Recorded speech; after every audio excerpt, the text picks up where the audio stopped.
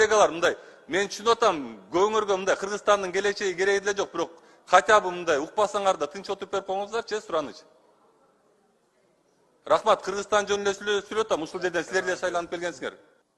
Бул парламентте да мындай кайым айтуучулар башталды, өзүң эле көрсөтө берсең. Мен сизден суранганым тынч эле отуруп берип коюңуздар, сураныч деп атам. Микрофонго чыгып сүйлөңүз, жооп берейин. Жок, микрофонго чыгып сүйлөңүз, жооп берейин. Кантип ата сүйлөйм? Мен сизге конкретно эмне деп сүйлөдүм? Жок, эми кичине угуп берип койгула да, айланайын, бул парламент го. Жок, мен сизге конкретно айтып атамбы?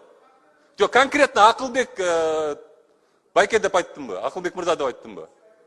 Жок, общий айтып атсам, мына сүйлөшүп атышпайбы? Ошолорго айтып атам.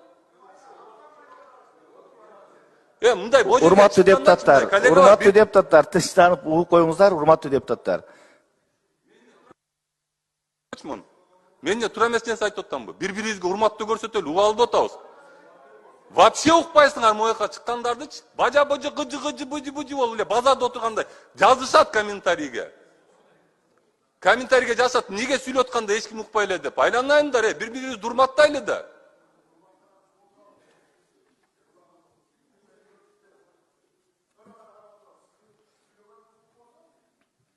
Ушул жерге өкмөт келсечи, үнүңөр чыкпай калат.